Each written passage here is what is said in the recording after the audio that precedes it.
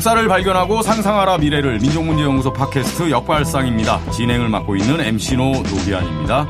자, 오늘부터 새로운 주제로 이야기를 준비했습니다. 어떤 시리즈를 준비했는지 먼저 우리 김세호 PD 소개하면서 곧장 근황 이런 거 얘기하지 마시고요. 네, 알겠습니다. 딱히 궁금해하는 분들도 없더라고요. 네. 예. 제가 얼마 전에 근황을 안 궁금해한다. 얼마 전에 2주 동안 지금 베를린을 갔다 와서 그렇죠. 네, 독일을 다녀왔죠. 생애 처음으로 유럽을 다녀와서 이 흥분이 아직 가시지도 않아서. 그렇죠. 왜 독일에 갔냐면 제가 간략히 말씀을 드리면 이제 광주에 계시는 우리 민중미술의 최선봉에 계시는 우리 이상호 형님 전시회를 위해서 영상 작업을 위해서 이제 독일을 간 거죠. 네, 그렇습니다. 네, 맥주 많이 마셨다는 얘기만 하고 말이죠. 네? 일은 안 했습니까? 맥주하고 소세지만 먹다 온 기억밖에 없네요. 네, 베를린은 어떻습니까?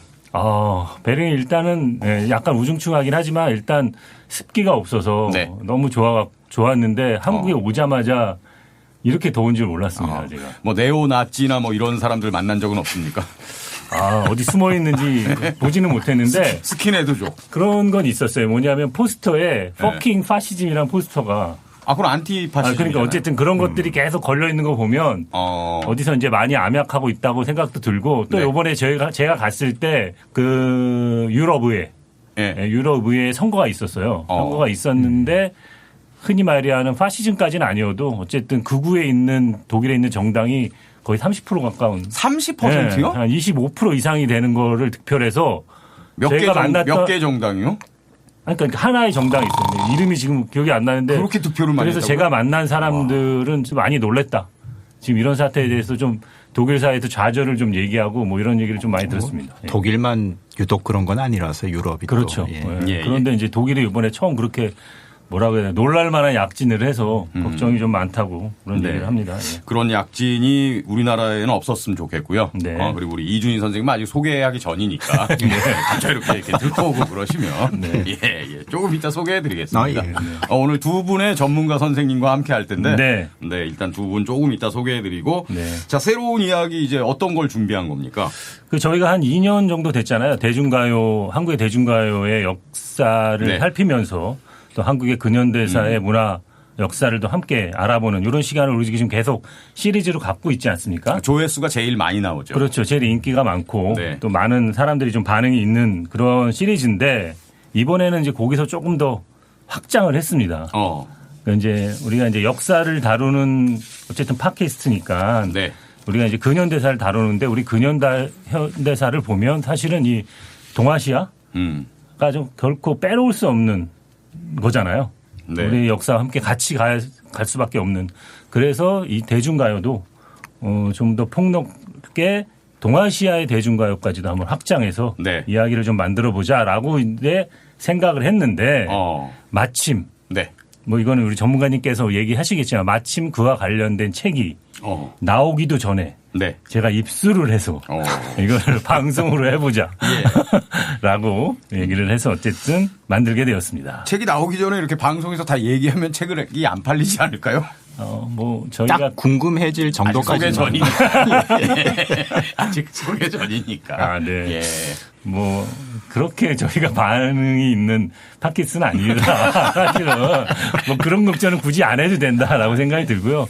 지금 이제 중간에 얘기하신 것처럼 적당하게 제가 밀당을 하면서 책을 사볼 수 있을 정도만큼의 방송을 해보도록 하겠습니다.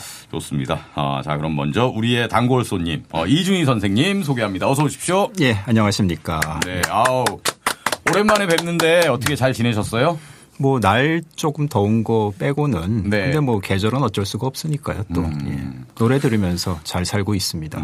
여름도 되고 우리 이준희 선생님 이제 허약 체질인 걸 다 알기 때문에 다들 건강을 좀 걱정을 많이 하거든요. 건강은 괜찮으시고요. 요즘은 진짜 먹는 건 큰 문제가 없어서 그나마 다행이죠. 저도 오랜만에 봤는데 더 훨씬 좋아진 것 같아요. 지금 예전에 건강력 수준으로 회복하신 것 같아서. 근데 그 예전의 건강력도 허약 체질이었잖아요, 좀. 그렇긴 하지만 오랜만에 또 건강한 얼굴로 뵈니까 반갑습니다. 어떤 책을 준비하고 계신 거예요?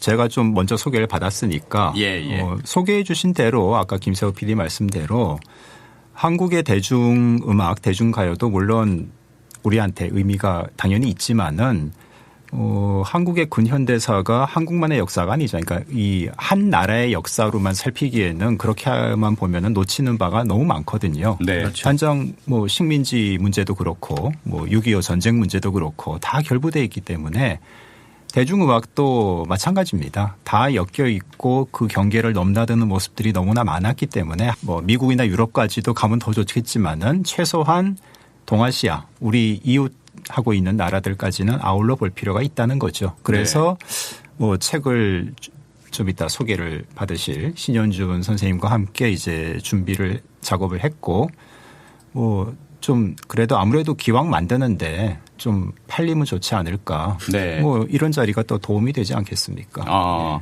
그럼 이제 대중음악 연구자로 저명하신 신현준 선생님과 이준희 선생님 두 분이 같이 작업을 하는 거군요. 예. 네. 자, 그럼 여기서 또 한 분의 우리 전문가 선생님 소개해 드리겠습니다. 우리 신현준 선생님 나오셨습니다. 안녕하십니까? 반갑습니다. 청취자 여러분께 본인 소개 좀 부탁드리겠습니다. 네. 소개받은 신현준입니다. 10년 전쯤까지 이름만 영화배우인 신현준입니다. 라고 하면은 사람들이 웃었는데 안 통하죠. 요즘은. 젊은 학생들은 영화배우 신현준도 잘 몰라요. 그래서 그 개그도 안 통해서 이거 들으시는 분들은 영화배우 신현준은 좀 아시는 분들이 아닐까. 그렇죠. 싶고요. 예. 저는 뭐 공식적 직업은 성공회대학교에서 아직 가르치고 있고요. 재작년이죠. 한국 팝의 고고학이라는 책을 써서 2판까지는 찍었던 그 책은 4권짜리이고 한 권이 한 600페이지가 넘는 그렇습니다. 네. 이런 걸 뭐라 그러죠? 필생의 역작, 대작에 해당합니다. 일단 분량으로는 해당하고 제 기준으로는 드린 노력에 비해서는 많이 팔리지 않았지만 뭐 읽어보신 분들은 평이 괜찮았던 책이라고. 그래서 아마 여기도 나오신 게 아닐까. 차기작은 이래서는 안 되겠다. 아니 뭐 MC나 저나 그 책을 그렇습니다. 4권을 전액 자비로. 그렇습니다. 아마 사보시고 별로 읽지도 않으신. 아닙니다. 전 다 읽었습니다. 하여간 우리 신현준 선생님은 이제 대중음악 전문가 연구자시고 성공회대 교수로 지금 재직하고 계시고 말씀하신 것처럼 필생의 역작인 한국팝의 고고학 60년대, 70년대, 80년대, 90년대 이렇게 4권으로 되어 있고요. 제가 6, 70, 80년대까지 3권을 사서 다 읽었습니다. 이제 90년대만 구입해서 감사합니다. 읽으면 되는데 지금 2판까지 나왔다 그러지 않았습니까? 네. 제 지분도 있는 거죠, 거기. 그리고 말이죠. 제 지분은 더 큽니다. 4권이니까. 책이 고가입니다. 권당 대부분 다 3만 원이 넘어요. 맞습니다. 저는 안 사봐서 가격을 몰랐네요. 그래서 하여튼 오늘 이렇게 또 영광스럽게 우리 신현준 선생님을 직접 뵀기 때문에 제가 이제 80년대까지 읽었다 그랬잖아요. 90년대는 저한테 선물로 한 건 주시지 않을까. 그런 기대를 조심스럽게 한번 해봅니다. 이제 이 한국팝의 고고학 사실 읽기 전에 제목이 좀 의아했어요. 이게 대중음악 얘기인데 왜 고고학이란 이름을 붙였는지. 대중가요라는 말이 있잖아요. 그리고 K-팝이란 말이 요즘 있잖아요. 그거 둘 다 제가 대상으로 했던 60년대부터 90년대까지의 그 대중가요나 K-팝 둘 다 제가 생각하는 한국 대중음악을 개념하기 적절치 않다. 그래서 그냥 한국팝이라는 저 나름의 개념이죠. 이걸 일상 용어로 쓰자가 아니라 이건 한국 팝이다. 그래서 그 중에는 이제 요즘 흔히 말하는 트로트라는 것은 많이 들어있지 않죠. 그 책에는. 그러니까 이게 대중음악 전체는 아니고 제가 생각해서 요러요러하게 진행되어 왔던 제가 다뤘던 어떤 대상은 한국 팝이 적당한 것 같다. 근데 그 말은 달리 말하면 45년 이전 음악은 한국 팝이 아니다. 제 생각에는 조선 유행가가 적합하다. 45년 이전은 조선 유행가. 한국 대중가요라고 하는 건 조금 이상하다. 개념적으로. 용어로 대중가요로 그냥 쓰잖아요. 그걸 제가 뭐 쓰지 말아라. 이렇게 말하지 않는다. 근데 적어도 저 같은 배운 사람. 학자가 이제 뭐 논문 쓰고 개념화를 쓸 때는 그거는 좋다 싫다 떠나서 조선 유행가라고 쓰는 게 적절하다. 네. 근데 여기다가 동아시아 유행가는 뭐냐? 그거는 그걸 지어오신 이준 선생이 네. 설명을 해 주시면 될 것 같습니다. 네. 45년 이전은 조선 유행가라고 말씀하셨는데 그럼 우리 이준희 선생님이 조선 유행가 전문가네요. 뭐 그런 셈이죠. 근데 이제 동아시아로 확장을 시켜본다 하더라도 오늘날 국가 단위로 치면은 대한민국, 조선민주주의 인민공화국, 예. 일본, 중국, 그러니까 중화인민공화국과 중화민국. 중국이라는 말은 그 박정희 때 용어인데. 저쪽은 구자유 중. 그리고 뭐 국가 단위는 아니지만은 좀 특수한 구역으로서의 근데 홍콩 같은 예, 뭐 이런 하여튼 지역들이 있잖아요. 예. 몽골도 있습니다. 뭐 조금 애매하니까. 예. 근데 이런 지금 현재 동아시아라고 통칭하는 이런 지역에서 모두 유행가라는 말을 썼던 거는 아니에요. 네. 뭐 앞으로 이제 차근차근 풀어보겠지만은 대만이나 중화민국, 그러니까 지금 현재 중화민국 지역이나 조선이나 지금 현재 남북한 그리고 일본에서는 유행가라는 말을 썼습니다. 그게 이제 오늘날 우리가 대중가요라고 하는 말과 통하는 그런 용어이고 예. 중국에서는 그 당시 대륙에 있었던 중화민국에서는 그런 말을 쓰지는 않았거든요. 않았지만은 어쨌든 하나만 택해서 동아시아의 어떤 당시 대중음악을 포괄하는 하나의 말을 내세울 필요가 있다고 하면은 유행가가 그나마 좀 적절하지 않을까 생각을 하는 거죠. 예. 예. 그래서 이제 뭐 이렇게 제목을 잡아본 겁니다. 예. 그리고 시기를 45년 이전으로 일단 국한을 했고요. 동아시아 유행가 시대. 예. 예. 두 분이 어떻게 의기투합하게 되신 거예요? 조금 인간극장스럽게 표현을 하자면은 네. 뭐 아시겠지만 제가 뭐 뜻밖의 암 진단을 받고 이게 들어 누워 있었는데 예. 별로 할 일이 없거든요. 심심해요. 근데 이제 투병을 해야죠. 그거는 예. 의사가 시킨 대로 하면 되는 거니까. 근데 이제 연락을 그때 주셔서 뭐 노는이 뭐 책이라도 하나 하자. 뭐 저야 뭐 고맙죠. 예. 정말 감동의 쓰나미. 그 전부터 좀 두 분이 이렇게 친분이 두터우셨습니까? 물론 같이 작업을 하긴 했는데 몇 가지 일들을 하긴 했는데 이렇게 자주 연락하지는 않았잖아요. 근데 그런 사이는 저는 뭐 사실 뭐 저보다 한 10년쯤 딱 10살 나이로는 10년쯤 후배인데 예. 연구자로서는 제가 뭐 존경한다고 해도 한다는 말을 아끼고 싶지 않다. 아끼고 싶다는 줄 알았습니다. 예. 아는 뭐 그런 친구인데 예. 독특하잖아요. 예. 학위도 없어요. 학위가 있죠. 학사학위가 있죠. 그렇죠. 네. 저도 학사학위가 있죠. 저도 학사학위가 있습니다. 약간 고졸은 아니나요? 죄송합니다. 학벌주의 발언. 정정합니다. 학벌주의 발언. 정정합니다. 죄송합니다. 지워주세요. 박사학위가 없다 이런 말씀이시죠? 박사학위는 없는데 뭐 이런 말 박사학위 받은 많은 분들이 이준희 선생의 자료나 식견이 없으면 못 받았을 거라고 저는 생각합니다. 박사들의 박사네요, 진짜. 저는 그렇다고 봅니다. 그분들 어떻게 볼지 모르겠어요. 저는 그렇게 보고. 저도 좀 제도적으로 이게 가능한 일일까 싶었는데 박사학위 없는 사람한테 박사학위 심사는 맡기더라고요. 뭐 그래서 그냥 경험 삼아 한번 해봤습니다. 네. 사실 근데 이 분야는 저희 전공 분야는 아니에요.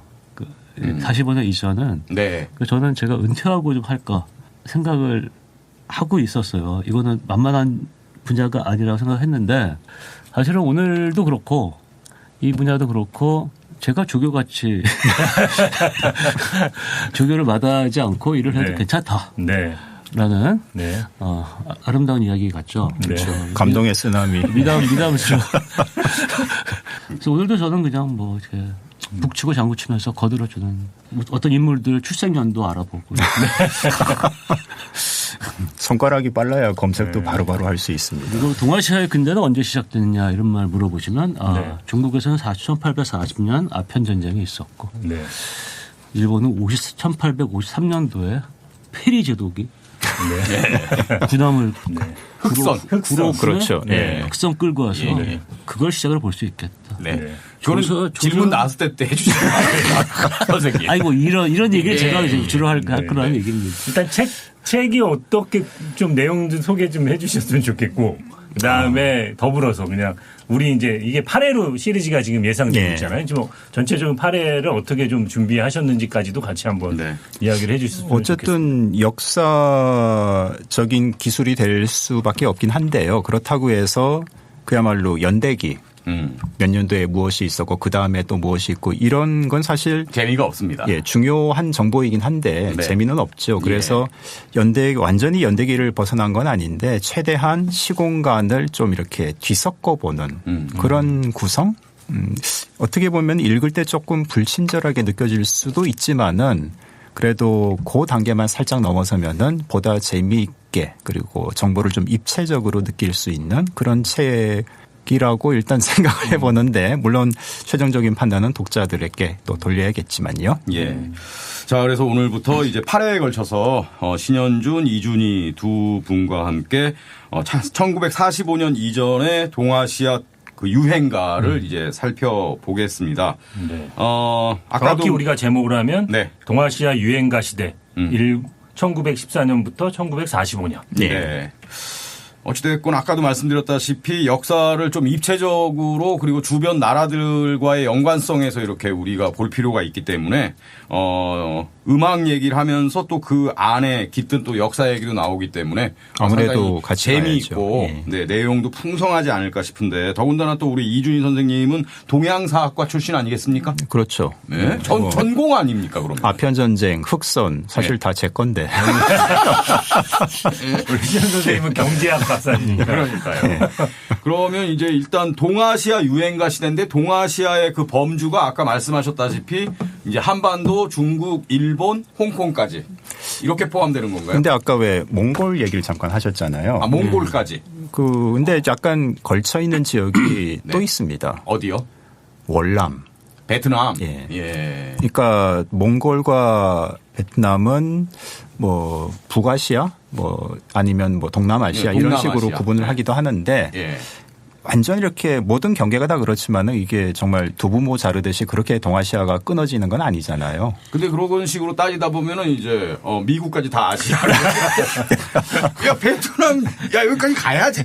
베트남 옆분이라다 보면은 계속 가게. 그렇죠. 그래서 어느 선에서는 좀 이렇게 멈추어야 하긴 하지만은 어쨌든 최소가 방금 그러니까 이른바 한중일 크게 봤을 적에 거기고 조금 더 확장을 하면은 몽골이나 뭐 베트남 얘기도 책에서 살짝 다루고 있긴 합니다. 네. 간단히 말하겠습니다. 네. 북방 한계에서는 몽골, 남방 한계에서는 월남, 몽골에서 월남까지. 다음에 좋네요. 지도를 좀 보시고요. 들으시는 분들도 뭐 어떤 지도 앱이든 켜시고. 요 내에서 움직였던. 근데 동아시아라는 건 늘 사람들이 움직이면서 만들어간 거를 누군가 동아시아로 부르는 거지. 동아시아 지도에 딱 있고 사람들이 거기 들어가서 뭐 하는 건 아니잖아요. 그렇죠. 그 동아시아 사람들이 18세기 이전에 동아시아다 여기가 생각했을까요? 안 했을 것 같아요. 저는 그렇게 생각해요. 동아시아라는 말 자체도 유럽인의 시각이잖아요. 그렇죠. 아시아 자체가 유럽인의 시각일 수도 있고요. 뭐 그것도 그렇죠. 아시아에서는 아시아란 말을 쓴 적이 없어요. 아시아 내에서 또 동아시아, 동아시아, 서아시아, 북아시아, 남아시아, 동남아시아 5분 하잖아요. 그거는 또 그 이후의 일인 것 같아요. 근데 이런 얘기 하면 한두 끝도 없고 노래 하나도 못 듣고 하는데 제 생각에는 틀릴지도 몰라요. 아편전쟁 흑선 이후다. 동아시아 사람들이 우리가 동아시아 시간적으로는 이제 제 생각입니다. 이거는. 아까 우리 김세호 PD가 동아시아 유행가 시대 1914년에서 1945년까지 이렇게 얘기했잖아요. 그 시작점을 1914년으로 잡은 뭐 이유가 있습니까? 그 얘기는 오늘 말고 다음 회차 때 이유가 나옵니다. 거기서. 그렇군요. 45년은 뭐 대충 다 감 잡으셨을 테고. 자 그러면 이제 출발을 하죠. 오늘은 사실은 그 좀 연대기적인 첫 번째 순서는 연대기전 얘기를 할 건 아니고요. 동아시아 대중음악이 이제 대중음악이라는 것도 하나의 문화 현상인데 그것이 존재하기까지 뭐 하늘에서 뚝 떨어지는 건 없잖아요. 무언가가 있고 나서 거기서 이제 뭐가 영향을 또 외부로부터 받고 자체적으로 어떤 변화가 생기고 하면서 또 새로운 문화 현상이 자리를 잡게 되는 건데 동아시아 대중음악의 출발이라는 것을 생각할 때 좀 고려해야 되는 대중음악 오늘날 우리가 볼 때는 그게 대중음악이라고 할 수는 없지 않느냐라고 생각할 수 있는 것도 대중음악의 출발점에서는 무언가 좀 이야기할 거리가 있는 그런 것들을 좀 이것저것 묶어서 실제 소리도 들어보고 이야기도 나눠보고 할까 해서 첫 시간을 그렇게 준비했습니다. 그 옛날 건데 그렇게 음원이 있습니까? 사실 뭐 그렇죠. 그 녹음이라는 기술이 발명이 되기 전에는 음악 자체는 존재했지만 그 음악을 우리가 지금 들을 수는 없잖아요. 들을 수 없는 음악이잖아요. 그러니까 대중음악이라는 건 기본적으로 녹음이라는 기술을 전제로 해야 되는 거기 때문에 근데 이제 그 녹음이라는 기술이 처음 등장한 그 시점과 동아시아 대중음악이 이제 본격적으로 굴러가기 시작하는 그 사이가 좀 있잖아요. 틈이. 거기서는 대중음악이라고 오늘날 볼 수는 없지만 또 녹음은 된 소리들 굉장히 많았습니다. 잡가부터 재즈까지. 잡가부터 재즈까지. 예. 또 하나 제 역할이 이겁니다. 아까 몽골에서 월남까지 이렇게 했듯이 잡가부터 재즈까지를 거의 100년 전 얘기죠. 100년도 넘은 것도 있고요.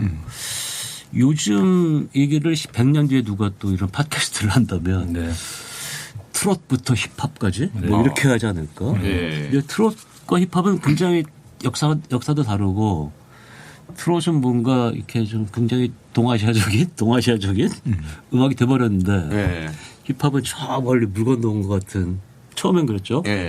그렇잖아요. 오늘도 그런 것 같아요. 잡가는 뭔가 우리 것은 좋은 것이요 느낌이 지금은 거의 그렇게 됐죠.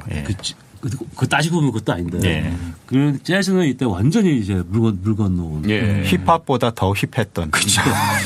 그리고 제 생각에 이 중에서 유행가라는 이름에 부합하는 곡은 마지막 곡 하나일 것 같아요. 이제 오늘 준비한 노래들 중에서는. 나머지는 이제 유행가 이전에 이제 그 요소가 유행가로 들어가기도 하고 뭐 안 들어가기도 하고. 뭐 보는 관점에 따라서는 뭐 어떤 분들은 이런 것도 다 유행가 맞지 않느냐 할 수도 있는 거고. 제가 그렇게 부연 설명 한번 해드려봤습니다. 노래를 한번 하나씩 이제 저도 지금 저도 참 듣기 전에 말씀드릴 거는 특히 오늘은 유독 음질이 소리가 안 좋습니다. 그래서 만약에 근데 팟캐스트가 좋은 거는 듣다가 지치면은 뛰어넘을 수 있잖아요. 그렇죠. 채널 돌릴 필요는 없잖아요. 그래서 어쨌든 끝까지 들어볼 수 있도록 준비를 했으니까요. 일단 첫 곡을 먼저 좀 소개를 해드리자면은 듣고 소개하면 어떨까요? 그게 하나.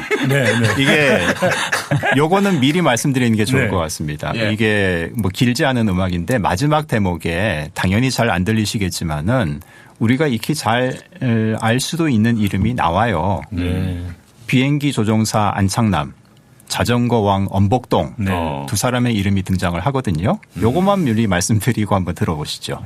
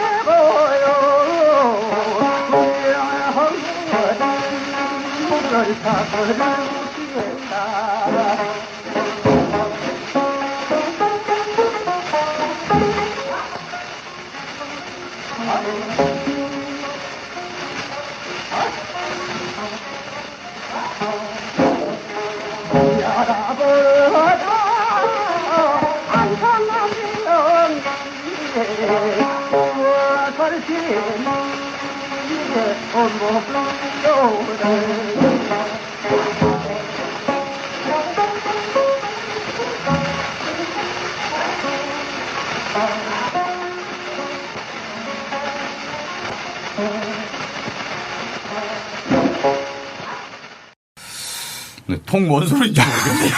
일단 사람 이름은 좀 들리네요. 근데 이것도 제가 말씀드렸으니까. 그렇죠. 예. 그냥 들으면은 바로 듣고 알기는 힘들죠. 이게 무슨 노래입니까? 이게 곡조는 우리 전통음악에 국악에 좀 익숙하신 분들은 바로 알 겁니다. 워낙 유명한 민요이기 때문에. 네. 이팔청춘가고요. 이팔청춘가. 예. 그래서 뭐 이팔은 청춘의 소년몸 되어서 뭐 문명의 학문을 닦은 이런 사설도 있는데, 그러니까 이거는 이제 원래부터 그야말로 재래 음악이죠. 네. 뭐 언제부터인지 모르겠지만은 어쨌든 대중음악이라는 것이 본격적으로 등장하기 전부터 이미 존재했던 음악이 1928년에 이렇게 녹음이 된 거거든요.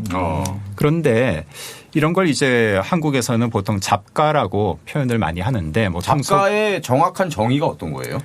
사실 잡가는 정의 내리기 어려운 것들을 잡스러운 것들을 그렇죠. 모아서 잡가라 그런 거예요. 그게 잡가예요, 사실은. 그 뭐라고 이렇게 규정을 하시는 분들도 있을 수 있겠지만은 잡가의 들어가는 범주가 워낙 정말 다양하고 넓거든요. 그래서 그거를 오히려 이런 것이 잡가다라고 하는 게 오히려 잡가라는 이름의 그 의미를 훼손하는 측면도 있다고 생각합니다. 대부분 약간 좀 국악 스타일입니까, 잡가는? 그러니까 오늘날 잡가라는 거는 국악 용어가 됐죠. 그러니까 그 중에서 왜 뭐 이른바 정가라고 하는 뭐 태산 뭐 이런 거 있잖아요. 시조 가곡 가사 이런 거 말고 이렇게 좀 정말 좀 방금 들으신 소리도 꼭 막걸리 한 잔 걸치고 하는 그런 느낌이 좀 나지 않나요? 네. 하여튼 이런 게 이제 시중에서 그야말로 민초들이 좋아하는 소리였죠. 예. 정가 이런 것들은 이제 뭐 중인 이상의 계급에서 즐기던 음악이고, 뭐 전근대에는 모든 음악이 다 계급적이었으니까 잡가는 어쨌든 기층 민중의 어떤 취향을 보다 반영한 그런 곡이라고 노래라고 할 수가 있는데. 그럼 민요하고 좀 다르다고 얘기해야 되는 건가요? 제가 읽어본 교과서류의 정의에 의하면 저 정가는 가곡, 가사, 시조고 그 외에 잡스러운 노래들은 속되고 잡된 까라 부르기도 하고 잡가라 부르기도 하고 그전에는 잡요, 미요 이렇게 복잡한 얘기가 있어요. 그럼 민요가 잡가의 부분 집합인 건가요? 근데 민요라는 말 정작 그 워딩 이름은 좀 뒤에 나왔다고 그러고 민요가라는 게 있었겠죠. 근데 그걸 명칭은 오히려 뒤에 나왔고 잡가라는 말이 당시에도 쓰던 말인가요? 아니면 나중에 뭔가 정의 내린? 그때 쓰던 말이에요. 네, 근데 당시 1910년대, 20년대에는 이미 많이 쓰이던 말이긴 합니다. 오늘날 우리가 볼 때는 잡가집을 봤을 때는 노랫말만 있어요. 악보가 없어요. 근데 오늘날 우리가 창가집을 보면은 악보가 있어요. 물론 아닌 경우도 있는데 전체적으로 봤을 때 딱 그건 선명하게 구분이 돼요. 그게 아마 다음 곡과 연관된 얘기 아닐까 싶네요. 그러니까 하여튼 잡가라는 거는 조선의 입장에서 20세기 초 조선인들의 입장에서 원래 우리가 가지고 있던 노래, 음악이고, 그런데 저 양반님들이 하는 음악은 아니고 그냥 감남 울려가 편하게 듣고 즐길 수 있는 음악이거든요. 그런 걸 이제 총칭해서 잡가, 뭐 민요 이런 식으로 다양한 표현들이 있었던 건데 20세기 초에 들어오면서 약간 미묘한 변화가 생깁니다. 그걸 이제 말씀드리기 위해서 이 곡을 고른 건데 어떤 변화가 생깁니까? 일단 안창남하고 엄복동이 등장했다는 게 변화예요. 아, 그럼 시대상을 반영한 새로운 가사가 그러니까 등장했다. 우리가 등장하는 민요면은 거기에 어떤 구체적인 네. 뭐 이술과 심순애도 아니고 그거는 가상의 소설 속의 인물이지만 실존했던 인물들이 노래 가사에 등장한다. 이게 정근대 시대에 는 사실 지금까지 전승되어 오는 노래 네. 가사에서는 거의 없는 얘기거든요. 남봉꾼 등장하잖아요. 그거는 특정 개인이 아니니까. 진주 남봉가는 네. 오래된 노래가 아닙니다. 그거는 예, 근대의 노래입니다. 아, 그래요? 예, 음악 형태가 딱 보면 그래요. 예. 아, 저야 모르죠. 예. 하여튼 뭐 일반적인 민요와는 좀 다른 계통의 노래인데 여하튼 이렇게 새로운 시대상을 반영한 가사가 기존 작가의 사설에 슬쩍 끼어 들어가는 경우 오늘 준비한 28 청춘가 같은 경우도 있고 네. 뭐 사설은 큰 변화가 없지만은 음악적으로 소리의 변화 예컨대 지금 들으신 28 청춘가는 가야금 병창으로 했잖아요. 네. 잘 안 들리던데. 어쨌든 뚱땅거리잖아요. 예. 근데 거기에 까강깡깡 소리가 들어갈 수도 있는 겁니다. 바이올린, 네.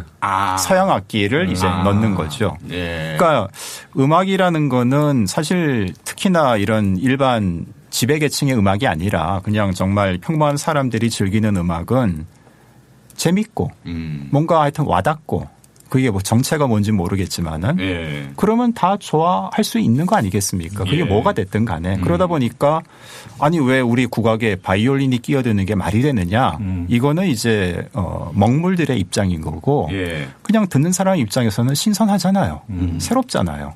반대로 서양 음악으로 알고 있었는데 거기 가야금이 들어가면은 또 신선하잖아요. 숙명 가야금 연주단 있지 않습니까? 네. 예. 그런 것처럼 뭔가 음악적으로 다양성을 이제 가미를 하는 것도 하나의 그 근대적인 변화, 작가의 변화이기도 하거든요. 그래서 이런 것들이 1920년대, 30년대까지도 굉장히 음반으로 많이 만들어졌습니다. 예. 그 얘기는 많이 팔렸다는 얘기죠. 사람들이 좋아했다는 얘기죠. 네. 그리고 이런 게 이제 본격적인 대중음악에 영향이 없지는 않았다는 거죠.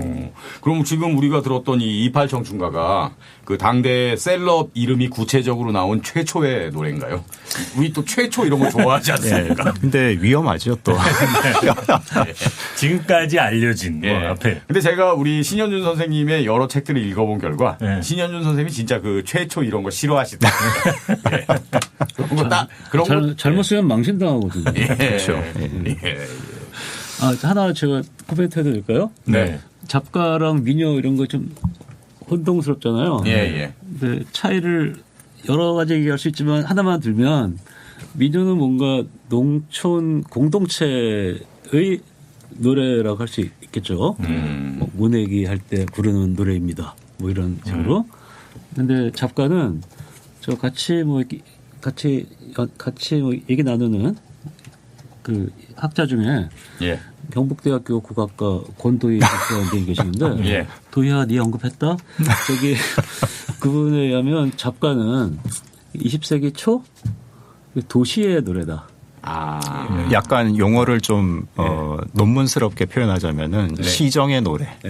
혹은 여항의 노래. 여항이란 말은 뭐 한간에 할 라는 표현 쓸 때 항 있죠, 항. 뒷골목. 그러니까 제 느낌으로는 민요는 그러니까 좀 노동의 노래고 잡가는 민요는 이제 뭐 일가 노동과 여가가 별로 분리되지 않았다고 그럴까요? 잡가는 도시의 어떤 유흥의 노래다 이런 느낌이 뭔가 직업적인 연예인도 생기고 소리꾼도 생기고 이런 거죠. 명창도 생기고 판소리로 발전도 하고 극장도 생기고 처음에 그냥 판 깔아놓고 하다가 극장에서 공연도 하게 되고 그런 변화에 주목을 하시는 분들이 계십니다. 네. 맞죠? 네. 잡가, 그러니까 민요 같잖아요. 들으면. 근데 조금은 구분이 되는 거죠. 잡가랑. 그리고 좀 더 훈련이 필요한 음악인 것도 사실이고. 그렇죠. 전문성을 갖춰야 그래야 좀 돈이 되기도 하고 그런 게 아니었을까.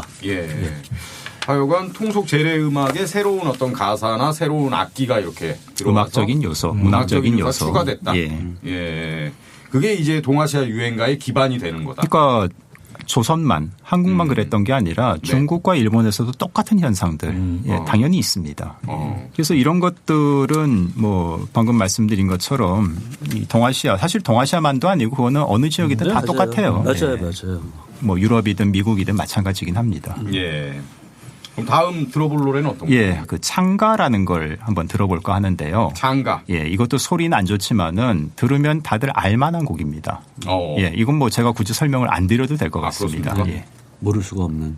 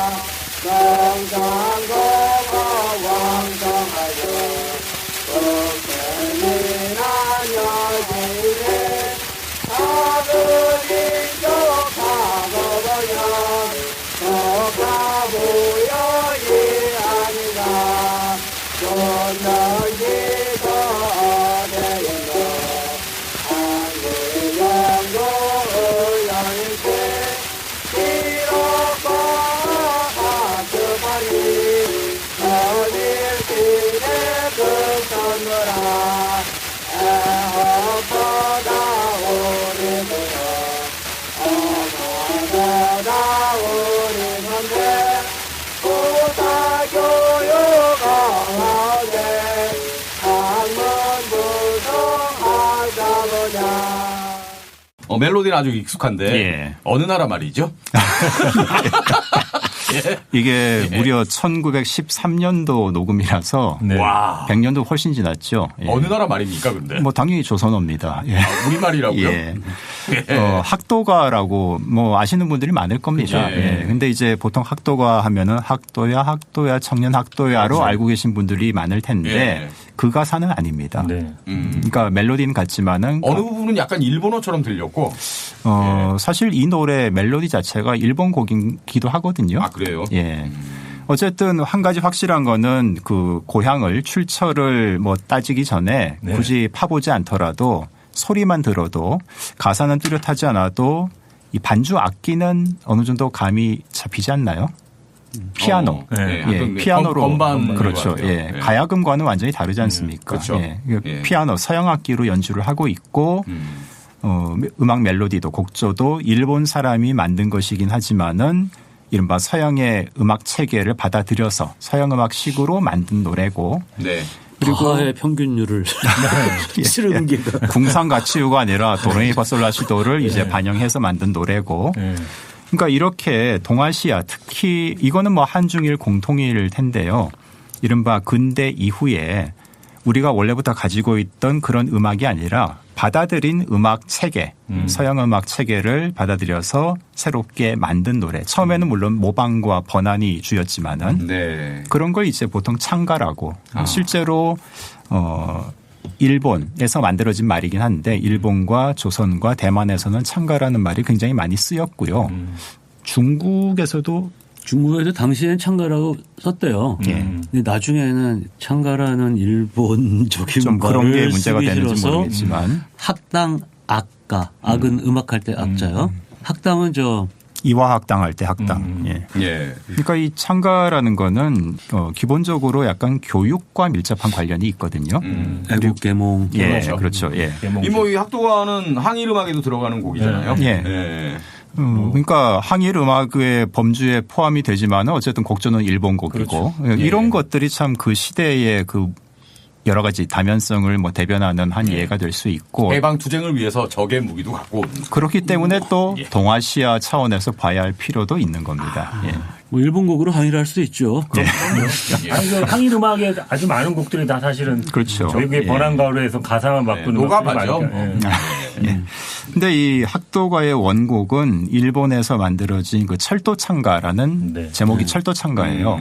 그래서 말 그대로 제목 그대로 일본에서도 그 당시 철도는 신문물이었거든요. 그렇죠. 그러다 보니까 도카이선, 동해선, 그렇죠. 예, 도카이도 그 철도 연변에 있는 각 지역, 역마다 노래 한 절씩을 만드는 겁니다. 그래서 계속 반복을 하는 거예요. 수십 절을. 노래가 굉장히 단순하긴 한데 어쨌든 그게 그 당시 사람들한테는 또 이제 매력적으로 다가왔을 테니까 그걸 받아들여서 이 학도가라고 우리식으로 가사를 새로 붙인 거고 근데 철도 참가하면 또 그 노래가 생각이 나잖아요. 그 경부철도가라고 국어 시간에 항상 배우지 않습니까? 예, 참가의 대표적인 예. 네. 고전문학 시간 이건 뭐 고전은 아니지만은 하여튼 국문학사에서 최남선, 경부철도가 이런 것들은 꼭 언급이 되잖아요. 예. 근데 이 경부철도가는 또 이 멜로디는 아니거든요. 그러니까 경부철도가는 철도 참가하고는 사실 관련이 없는 그 가사 형식은 일본의 철도 참가를 그대로 베낀 거긴 하지만은 곡조는 또 다른 곡조를 쓰고 그러니까 좀 이렇게 구체적인 예로 들어가면 복잡하게 얽혀 있는 사례들이 많죠. 어찌됐건 이 철도라는 어떤 교통수단이 본격적인 대중음악이 나오기 이전부터 쓰였다는 건. 그 이후에도 굉장히 그 낭만적인 어떤 공간으로 대중가요 의외의 소재가 많이 되지 않습니까? 그렇죠. 이별의 부산정거장. 서지야 가니요 이런 뭐 그런 걸 또 발견할 수가 있네요. 뭐 안동역에서까지. 그렇죠. 하여튼 이 소재도 소재지만은 창가라는 거는 기본적으로 아까 말씀드린 것처럼 동아시아에 원래부터 있던 음악 형태는 아니거든요. 그런데 이게 교육을 통해서 물론 당시 교육은 굉장히 제한적이긴 했지만은 어쨌든 그 세월이 누적이 되면서 동아시아의 이런 서양 음악의 어떤 음악 스타일이 좀 뭐 내화한다고 할까요? 사람들이 좀 편하게 처음에는 불편했지만은 편하게 받아들이게 되는 시점과 대중음악이 본격적으로 성장해가는 시점이 그렇게 크게 어긋나지는 않을 겁니다. 그러니까 창가라는 것도 대중음악 자체는 아니지만은 대중음악과 일정한 정도 관련이 분명히 있는 그런 노래였죠.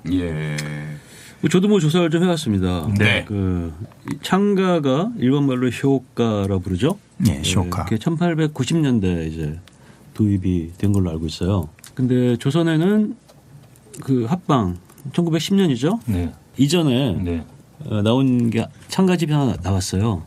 악보집이 중요합니다. 창가는. 그러니까 음반보다는 보고 부르는 거니까요. 그때는 창가 그러면 일본에서 왔다는 인식이 있었던 것 같아요. 그러니까 이거는 굉장히 이른 거죠. 이 곡은 녹음심이 이른 건데 지금 찾아봤는데 22년에 신식 유행 창가집. 그러니까 이건 학교 창가인데 원래 창가는 영어로 스쿨송 번역해요. 학교에서 부르는 거니까. 근데 이제 신식이나 유행이 붙으면 이게 일종의 그 유행가까지는 아닌데 유행가는 사실 팝송이에요. 영어로 번역하면. 근데 신식이나 유행 부르면 이제 더 이상 학교에서만 부르는 게 아니라 울타리를 벗어난 거죠 이제. 근데 이 중에서 사교계의 광고 문구예요. 사교계의 분투하는 신시조를 모르고서야. 등등 이렇게 광고 문구인데 마지막에 재밌네요. 전 조선의 여행가가 그 사람. 여행가는 철도 창가를 모르고야. 그래서 책의 책을 광고한 신문 광고하는 그러니까 철도 창가가 철도가 얼마나 중요했던 것인지를 그러니까 보여주는 최신 트렌드네요. 그렇죠. 다음 음악은 어떤 거 들어볼까요? 예, 다음은 이 창가, 그러니까 좀 걸쳐 있는 노래예요. 이거는. 그러니까 창가이기도 하고 유행가이기도 한. 이것도 들어보시면은 아실 텐데. 그리고 제가 이 역발상 다른 코너, 지난 코너를 통해서 좀 말씀을 한번 소개를 해드렸던 것 같기도 한데. 오늘날은 희망가라고 보통 알려져 있죠. 예. 대중가요의 효시 아닙니까? 그렇죠. 뭐 최초의 대중가요. 음반에 담긴. 예. 예. 그러니까 항상 가로가 있어. 음반에 담기는. 음반에 녹음된. 근데 이 희망가 이풍진 세월 이 곡은 이미 이제 유행가 아닌가요? 그러니까 그 유행가 저기가 뭐냐 또 떨어지는데 이제 그런 걸 하지 말고 밤새야 되는 신나는 노래. 근데 이제 학도가 같은 경우는 유행가 저기는 송대관 선생님 명확하게 유행가 유행가 신나는 노래. 네, 학도가 같은 경우는 그 사실 학도가도 유행가라고 보는 입장이 있습니다. 그럴 수도 있는 거죠. 그런데 그러니까. 저는 그렇게 보지 않는데 왜냐하면은 창가라는 건 기본적으로 계몽적인 요소가 굉장히 강해요. 학도가 가사 역시 학도 들이여 열심히 공부해라. 그렇죠. 나라의 동량이 되라 이 얘기인데 대중가요로서는 뭐 그런 대중가요가 없다고 할 수도 없지만 윤식의 공부합시다. 그렇죠. 그렇긴 한데 그래도 좀 그래요. 부족한 좀 불충분하다는 생각이 든다는 거죠. 근데 이풍진 세월 이른바 희망가라는 것은 그런 요소가 훨씬 덜하거든요. 많이 빠져나왔거든요. 그래서 이제 학도가보다는 굳이 하나를 꼽자면은 이풍진 세상 같은 경우가 좀 더 유행가에 적합하다라고 보는 건데 뭐 방금 말씀하신 것처럼 일단 창작도 아니고 곡조가 그리고 가사도 누가 지었는지 우리말 가사이긴 하지만은 누가 지었는지도 뭐 모르는 일이고 그냥 입에서 입으로 구전되다가 정착한 것 같고 하여튼 여러 가지 똑 떨어지는 전형적인 대중가요다라고 보기에는 역시 좀 미진한 면이 없지는 않습니다. 이것도. 아까 저 광고 문구를 굳이 얘기한 이유가 있는데 아마 이풍진 세월도 되고 세상도 됩니다. 거기 아마 조그맣게 요즘 말로 하면 장르가 적혀 있어요. 음반들에 대부분 적혀 있어요. 근데 그걸 곡종 부르는데 곡의 종류. 거기 보면 아마 신식 창갈 거요? 뭐 그렇게 표기가 돼. 그래서 제가 아까 굳이 광고에 그 유행 신식 창가집 22년에 나와요. 거기에 이 곡이 실려 있는지도 확인 못했는데요. 아마 거의 있을 것 같습니다. 추정합니다. 근데 23년이니까 노래 자체는 이미 뭐 1920년에 그렇죠. 이미 그렇죠. 그러니까 신식 창가나 유행 창가 거의 같다고 봐야죠. 신식은 요즘 말로 하면 모던, 유행은 요즘 말로 하면 팝이니까 그래서 아까 제가 그걸 소개했던 깊은 뜻이 있었다는 걸 인정해달라. 그리고 이 노래를 이제 좀 동아시아 아니면 뭐 지구적인 차원에서 보자면은 원래 미국 찬송가거든요. 뭐 더 거슬러 올라가면 영국의 기원을 두고 있다는 얘기까지 있는데 뭐 거기까지는 좀 논란의 여지가 있으니까 어쨌든 확실한 악보를 통해서 아 맞다 이건 누가 봐도 그렇다라고 볼 수 있는 거는 일단 미국 찬송가였고 그게 태평양 건너서 일본으로 와서 창가가 됐고 그게 또 일본 내에서 가사가 확 바뀌면서 유행가가 됐고 그게 조선으로 건너와서 1920년, 19년, 20년쯤 우리가 아는 그 희망가로 정착을 했고 뭐 이런 과정이 있거든요. 그러니까 이것도 그림을 지도를 좀 넓게 펼쳐놓고 보지 않으면은 이 노래의 성격을 정확히 안다고 할 수가 없는 거죠. 근데 제목이 탕자 자탄가였어요 그 당시에? 그러니까 이 제목도 굉장히 좀 여러 가지.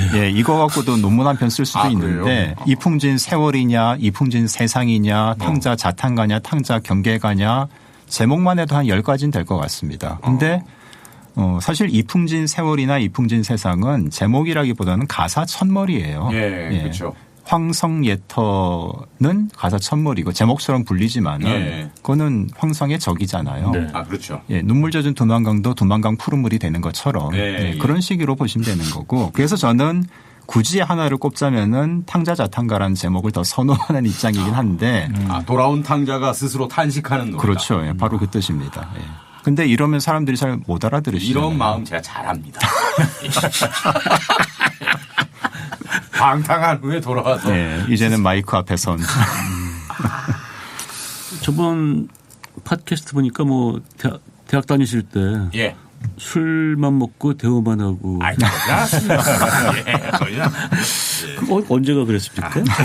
저는 여기서 이거 들을까요? 탕자 자탄가. 뭐 어쨌든 유명한 곡이긴 하지만은 그래도 맞아 이런 노래였지 한번 또 되새겨보는 측면에서 한번 들어보도록 하죠.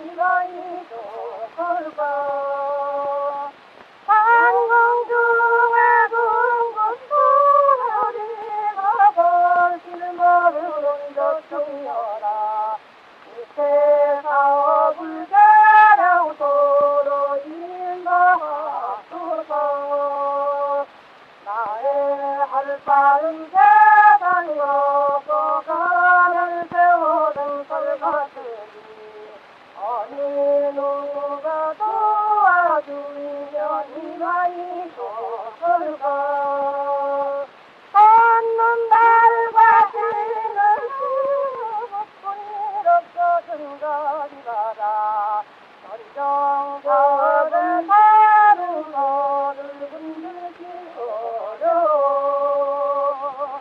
알고도 또 밝은 이 세계를 혼돈 편지로 하는 자야 3년 걸어 이때까지 꿈꿔내 살았나 이제부터 왼손에 남방을 저버리고 운명의 항문을 에어지를 일으키어라. 네, 희망가, 탕자 자탄가. 예. 그러니까 분명히 뭐 창가라고 표기되기도 했고 원래 미국 찬송가였고 분명히 서양 음악식 곡조인 건 맞는데 사실 악보상 서양 음악적이라고 해도 그거를 어떤 식으로 실제 사람 목소리로 표현을 하느냐 이것도 중요하거든요. 예. 지금 박채선 이유색이라는 두 기생이 녹음을 한 그 1923년 음반을 들으신 건데 예. 노래하는 쪼를 보면은 작가입니다, 그냥. 예. 이거, 쪼를 설명해 주셔야 될 것 같습니다. 전문 용어, 쪼. 설명할 수 없으니까 이런 말 쓰는 거 아닌가요? 쪼, 뭐 스타일 뭐 그런 거 아닌가요? 뭐, 예. 그러면은 쪼. 쪼가 좋네요. 예. 그래서 이런 것도 이 동아시아, 역시나 동아시아적인 현상이라고 볼 수 있는 게 동아시아가 아예 음악 문화가 빈약했거나 없었다면 모르겠지만은 굉장히 풍부한 전통 재래 음악의 문화를 가지고 있는 지역이거든요. 예. 전 세계적으로 보더라도. 근데 그런 지역이 열강에 서구 열강에 침략을 당하는 상황에서 그에 대한 극복의 하나의 방편으로 배워야 한다. 적을 배워야 한다. 그래야 우리도 잘 살 수 있다. 그러다 보니까 음악에서도 서양 음악에 보다 힘이 실리게 되는 문명 개화하기 위해서는 독립과 자주를 하기 위해서는 서양 음악을 해야 한다. 기존에 우리가 잡가 이런 것들은 망국의 음악이다. 네. 이런 걸 했기 때문에 우리가 망한 거다. 이런 개념들이 중국에도 있었고 일본에도 있었고 조선에도 있었거든요. 그러니까 그런 와중에서 생겨난 또 그런 논리는 아니지만은 그 와중에서 생겨난 것이 또 대중음악이기도 했고 그러니까 이런 것들을 창가나 이런 것들을 그래서 이제 들어보는 겁니다. 예. 그런 생각을 지금 생각하면 굳이 할 필요 없었던 생각인가요? 그냥 우리 걸 그냥 가지고 나름 근대화 시키면 됐지. 뭐하러 그렇게 서양 걸 모방하고 따라야 한다는 강박에 시달렸을까. 근데 그런 강박은 사실 이른바 식자들은 그런 강박을 분명히 가지고 있었던 것 같은데. 굉장히 많이 갖고 있었고. 예. 근데 지금도 가지고 있죠. 예. 그런데 이런 박채선 이유색 선생님 같은 기생들은 굳이 그런 의식을 안 했기 때문에 이런 좀 요즘 입장에서 보면 좀 깨는 이런 녹음도 충분히 할 수 있었던 게 아닌가 싶기도 합니다. 예. 제 개인적 경험 하나 얘기 드릴까요? 네. 예. 대중음악의 한국 대중음악의 이해라는 과목을 가르치는데 작년에 이 녹음이 나온 지 딱 100주년 아니에요. 그렇죠. 예. 작년에 이명웅 씨가 이 곡을 라이브에서 다른 가수랑 부른 게 있어요. 근데 이 곡보다 훨씬 템포 느려지고 못 갖춘 말대로 이 풍진 세상을 왈츠풍이라고 그러나 그게 정착했죠 한국에서는. 그리고 약간 좀 비장하게 편곡도 하고 이렇게 오케스트레이션 막 이렇게 해가지고 나라 잃은 백성의 서름을 이렇게 그게 정착했잖아요. 학생들도 이명웅 노래는 들어본 적이 있더라고요. 그리고 이게 항일 음악이라 생각하고 나라 잃은 서름 그런 거. 나라 잃은 백성의 한과 서름의 노래. 근데 이것도 역시 일본에서 왔다. 그러니까 좀 당황하는 게 아니라 좀 싫어하더라고요. 왜 그걸 굳이 알려주냐. 그게 하나고요. 근데 역사는 근데 알려질 건 알려줘야 한다. 네. 뭐 그러면 어떠냐. 그리고 시점이 23년이라는 게 그렇죠. 네. 3.1운동 이후에 헛헛해진 마음 뭐 이런 해석이 많잖아요. 뭐 그게 뭐 또 그렇게 틀린 해석은 아니고 근데 너무 또 과장할 건 아니지만 그 틀린 해석도 아니라고 생각하고요. 그건 이준희 선생님이 쓴 글이 하나 있습니다. 그 검색하면 잘 나옵니다. 그거 보시면 나오고 그리고 아까 그거에서 제가 하나 추가해서 코멘트할 거는 이게 일본에서 미국에서 온 어떤 곡이고 그 전에는 영국의 무곡이다 이런 게 밝혀진 것도 예. 일본에서 밝혀진 것도 예. 1997년에 오래 안 됐습니다. 예. 오래 안 됐어요. 일본에서도 그때 그 전까지는 막연히 미국에서 왔다 정도만 알고 있었던 거고 제가 오늘 여기서 드리고 싶은 말은 저희가 지금 이런 거 옛날부터 알고 있었던 것처럼 말하잖아요. 예. 아니에요. 사실은 그전에도 조금 조각조각 알고 있었던 건 있는데 근데 이게 인터넷 시대가 되면서부터 많이 자료 같은 것도 쉽게 구할 수 있게 되고 뭐 실물도 옥션 통해 구할 수 있게 되고 각국의 데이터베이스 같은 거 만들어지는 생기게 되고 중요하죠. 연구자들과 교류도 하게 되고 어떤 뭐 일본의 이준희, 대만의 이준희 이런 사람들이 블로그 같은 것도 올리고 근데 그 언어에 접근할 수 있는 사람들은 그걸 알 수 있게 되는 거죠. 그래서 그 점이 중요한 것 같아요. 그래서 이 팟캐스트도 그래서 영어, 일본어, 중국어를 번역해서 팟캐스트도 내보내시면 어떨까. 여기까지만 하겠습니다. 번역 앱이 더 발달하면 뭐 그런 시대도 오겠죠. 그렇죠. 자동 자막이 나간다든가. 자, 오늘 동아시아 유행가 시대 이제 대중음악의 출발로 잡가에서 재즈까지 이 주제로 얘기를 하고 있습니다. 저 이제 한 중간쯤 왔는데요. 네. 이제 할 얘기는 사실 조금 불편하게 혹시 느끼는 분들이 있을지도 모르겠습니다. 지금까지 뭐 잡음이 너무 많아서 충분히 불편했어요. 잡음은 여전한데 뭐랄까요? 그 한국 대중음악 이야기할 적에 오늘은 이제 한국에 초점을 맞춘 건 아니지만은 항상 이 이른바 외색이라는 게 뭐 어떻게 안 건드릴 수가 없잖아요, 그거를. 근데 이제 오늘 이제 다음 곡으로 준비한 게 정말 뭐 표현을 어떻게 뭐 니폰 스타일 외색이에요, 정말로. 엔카시라는 게 있습니다. 엔카시. 말 자체가 일본어죠. 말 자체가 일본어입니다. 엔카는 들어봤는데 엔카 그렇죠. 시는 뭔가요? 엔카는 그 엔카고 시라는 거는 그 스승사자. 그러니까 운전사 할 때 그 사를 붙이잖아요. 그 운전수라고도 할 수 있지만 운전사라고 하면은 그 스승사자나 선비사자를 쓰기도 하거든요. 그러니까 조금 대우하는 호칭인데 엔카시는 엔카는 한자로 이제 우리말로 읽으면 연가지 않습니까? 어떤 연자 쓰죠? 이것도 여러 가지가 있어요. 근데 제가 어느 책에서 보니까 무슨 연설할 때 연자 쓴다고. 맞아요.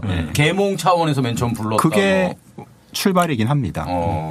하여튼 그 연가를 하는 사람. 그래서 연가사 한자로 연가사를 일본말로 읽으면 엔카시가 되는 겁니다. 근데 이거를 굳이 연가사라고 읽지 않고 엔카시라고 지금 말을 하는 이유는 굉장히 그러니까 유사한 사례들은 어디나 다 있었겠지만은 그게 조금 이렇게 하나의 정형화, 하나의 스타일로 자리를 잡은 곳은 아무래도 일본이기 때문에 그래서 이제 엔카시라는 말을 하는 거고. 거리의 악사죠? 그렇죠. 거리의 악사이자 가수. 버스커. 근데 약간 정치적인 발언도 하고. 그래서 이제 아까 그 연설할 때 그게 연설가의 준말로. 그러면 그 엔카가 맨 처음엔 그 연설의 연자 쓰다가 나중에 그 사랑하는 그 연자로 바뀐 건가요? 염자죠. 한국식 한자로 염. 근데 일본 말로는 다 똑같기 때문에. 엔카시라는 것도 처음에는 어떤 그런 좀 목적 지향적인 어떤 그런 노래 퍼포먼스를 하는 데서 출발을 했다 하더라도 이거를 이제 먹고 사는 문제로 전환을 시키게 되면은 당연히 연설의 노래가 아니라 사랑의 노래가 될 수밖에 없는 거죠. 그 책을 팔았어요. 노래집. 노래집. 그러니까 등등을 팔았죠. 엔카시라는 거는 가장 전형적인 예는 바이올린입니다. 그러니까 일본 전 근대에는 바이올린을 길거리에서 켜면서 노래하고 연주하는 그런 게 당연히 없죠. 이것도 근대적인 모습인데 서양 악기 주로 바이올린을 켜면서 물론 전문가들은 아니에요. 그냥 막 배운 거예요. 그렇게 해서 노래를 하고 거기서 이제 모자 놓고 이렇게 받을 수도 있고 말씀해 주신 것처럼 노래책을 팔아요. 약도 팔았나요? 약은 아니죠. 예. 그러니까 제가 이렇게 요즘 유행하는 노래 들려드리겠습니다고 한번 하면은 사람들이 좋다 잘한다 하면서 궁금해할 수 있잖아요. 나도 한번 배워보고 싶은데 그러면 이 책을 사시라. 단돈 10전 이렇게 장사를 하는 겁니다. 그 엔카시가 그럼 이제 조선으로 식민지 조선으로 넘어왔죠. 예. 아마 모르긴 해도 실제 일본에서 좀 인기가 없는 엔카시들이 배를 타고 조선으로 넘어오기도 했을 것 같아요. 모르긴 해도 부산이나 인천 같은 데서는 충분히 했을 것 같고 그 스타일이 이제 보니까 신기하거든요. 재밌기도 하고 그걸 이제 조선인들이 따라하는 거죠. 그래서 1920년대에 조선인 엔카시들이 활약을 했고 그중에 잘 나가는 몇몇은 음반까지 남기게 됩니다. 그래서 그걸 한번 들어볼까 하는 겁니다. 예, 어떤 곡입니까? 이건 이제 1926년 음반인데요. 네. 제목이 소패집이라고 돼 있거든요. 음반 제목이. 소패, 요새 소패 그러면 이제 소시오패스 얘기하는데. 무슨 뜻입니까 이게? 그러니까 이것도 일본 용어예요, 말하자면. 일본 말이에요, 소패? 한자어긴 한데 일본식 한자어입니다. 무슨 뜻이죠? 소는 작을 소자, 패는 범패할 때 그 소리, 노래란 뜻이거든요. 불교에서 우리 한국에서는 패라는 한자어를 범패만 거의 유일하게 범패만 쓸 텐데 일본에서는 소패라는 말을 지금도 쓸까요? 이건 제가 최근에 글을 하나 쓴 게 있어서 또 뭐 설명충을 해보면 네. 고 웃다요, 고 웃다. 일본 발음으로 하면은 소패가 작다가 고고 웃다가 그렇죠 노래. 일본어 한자가 아니라 고유어죠 일본어. 일본 고유어? 한국어 노래처럼 일본 노래 민나노 웃다 그러면 모든 사람의 노래 뭐 이런 그런 건데 그러니까 친밀한 거죠. 그 고웃다가 소패도 고웃다고 가요나 가곡할 때 가짜 소가도 고웃다예요. 표기는 달라도 읽기는 똑같습니다. 근데 소패가 좀 더 친밀하대요. 근데 그 소패를 그 에도 시대 에도 고웃다 그러니까 강호 소패 그러면은 샤미센 반주로 하는 노래. 그러니까 작은 소자가 있으니까 대패는 별로 못 봤어요. 그냥 가볍게 간단하게 짧게 부른 노래가 샤미센 들고 이렇게 그러니까 바이올린 얘기했는데 빠뜨린 게 있어서 그러니까 요 19세기 중반 이전에는 샤미센 들고 하는 거고 그거는 우리 저 일본 영화 보면 술집에서 있으면 그렇죠. 초청된 연예인들이 이렇게 샤미센 들고 하잖아요. 그들을 속곡사 불러요. N가사 말고 연가사 말고 그건 길어지는 얘기고 어쨌든 삼위센 들고 하던 고우따 시절이 있었고 그럼 삼위센 들고 했으면 사패라 그랬습니까? 사패는 사이코패스인데 좀 한자로 치면은 뭐 삼패 되겠죠. 그러니까 소패집은 소패를 모았다는 뜻이거든요. 그래서 이 음반의 제목은 소패집인데 네 곡을 메들리로 노래합니다. 그러니까 집이 되는 거죠. 그리고 이 곡들은 이제 좀 들어볼 텐데 당시 일본에서 먼저 유행하던 것이 당연하게도 조선으로 넘어와서 이제 조선에서도 엔카시들이 조선인 엔카시들도 많이 연주했던 그런 곡들이거든요. 네 곡 중에서 알만한 곡도 있고 저도 이게 뭐지 좀 잘 모르는 아직까지 잘 못 찾은 곡도 있는데 확실한 거는 하여튼 20년대 경성에 길거리에서는 이런 것들이 꽤 잘 팔렸다는 겁니다. 근데 이런 거는 이런 의미가 있어요. 저 정도 아는 사람한테 이준희 같은 사람이 요건 몰랐지. 무슨 말씀인지 아시죠? 요건 모르셨죠? 그러면서 이렇게 그 굉장히 좀 희귀하면서 재밌는 그런 써먹기 좋은. 그러면서 이것까지 모르셨죠? 뭐 공부 안 하셨나요? 뭐 이런 식의 이제 펀치를 날리는 그런 곡인데 문제는 저같이 조금 아는 사람은 그 타격감이 있는데 전혀 모르는 사람은 관심도 없는 거죠. 시끄럽기만 하죠, 사실은. 음질이 왜 이래? 뭐 이런 말을 계속 사회자님 하시는 것처럼. 근데 좀 놀라운 음원입니다.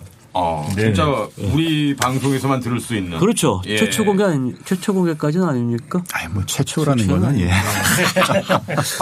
드문 공개.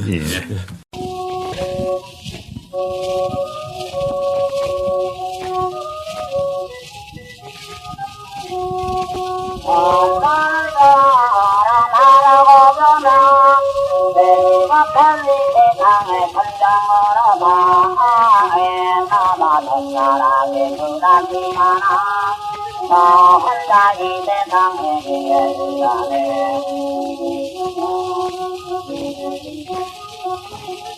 정건 당신하고 돈을 냈고도 건탈이야 난 건탈이야 난 나를 갖고 보니 길이야나 돈을 냈고 기경납니다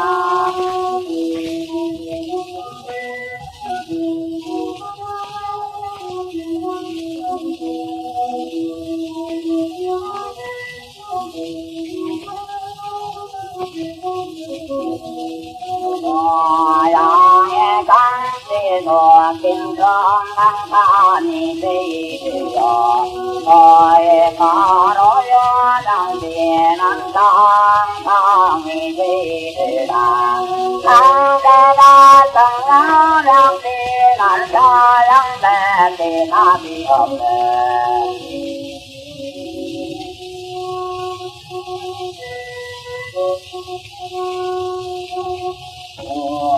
야니 오리 도리 만나지 마라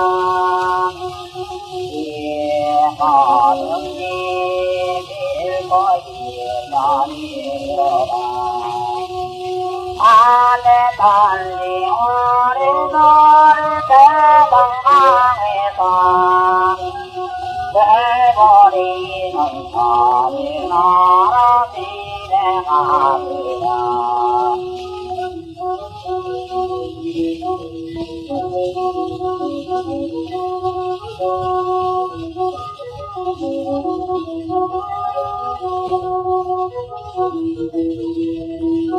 양반적을 삼장성비나 우여범이고 양이 그란다 가길래 어깨를 덮이고 없는 거니 호벨세가 부달생 없는지 공개치고 망신당해 보내겠니 지기와 덤을 써놓고 얼굴을 보니 이야 참말라 열보라니 못났니 난 건너기 때문에 말와너가 방구도 방하나니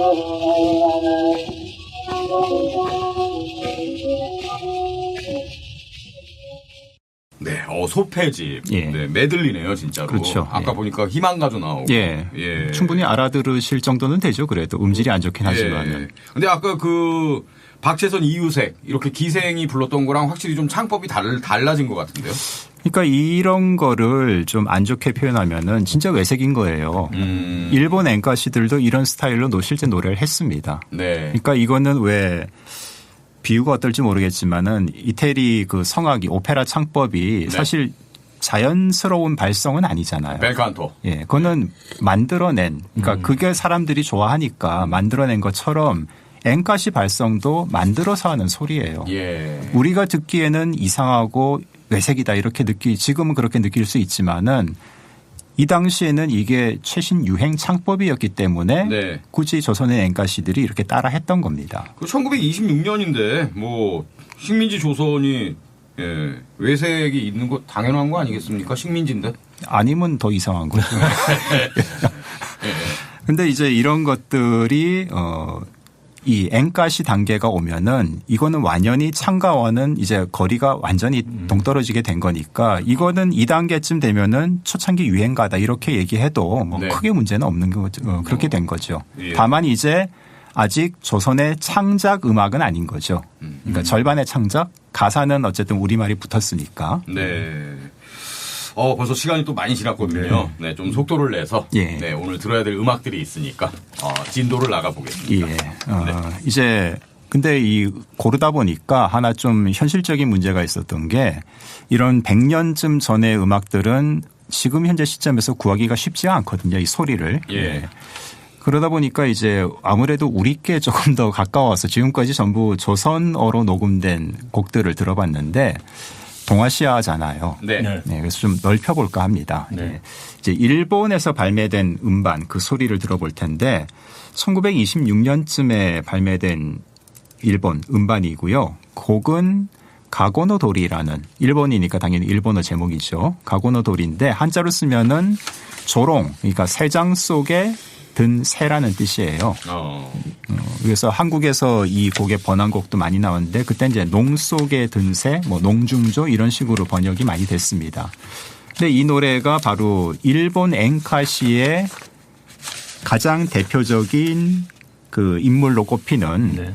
한자로 읽으면 조취춘양, 도토리 슈뇨라는 인물이 있거든요. 네. 한국에서는 뭐 그렇게 유명한 인물이라고 할 수 없지만 일본 유행가의 역사를 기술하는 책에는 반드시 빠지지 않고 등장하는 인물입니다. 그럼 거의 치면 어떤 사람과 거의 뭐 좀 느낌은 다르지만 네. 윤심덕만큼이나 반드시 등장하는 인물이라고 할 수 있습니다. 여자예요? 남자죠.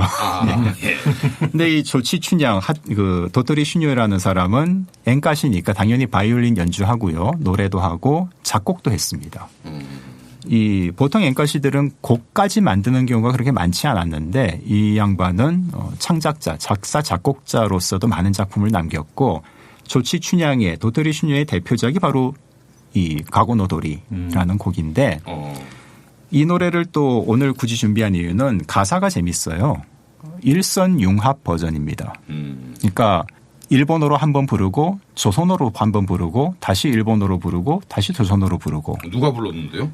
도토리 슈뇨가 직접 불렀습니다. 조선어도 잘했나 보죠? 아마 그 I am a boy 식으로 이렇게 써놓고 불렀겠죠. 그거는 조선말을 할 줄 알았던 일본인은 아니고 그래서 도토리 슈뇨와 함께 도키와 시즈코라고 뭐 이분에 대해서는 알려진 게 제가 아는 게 별로 없지만은 뭐 게이샤일 가능성도 있고 어쨌든 이렇게 남녀가 번갈아 하면서 동시에 일본어와 조선어를 번갈아 하는 굉장히 독특한 버전의 가고노도리 요걸 또 준비했습니다.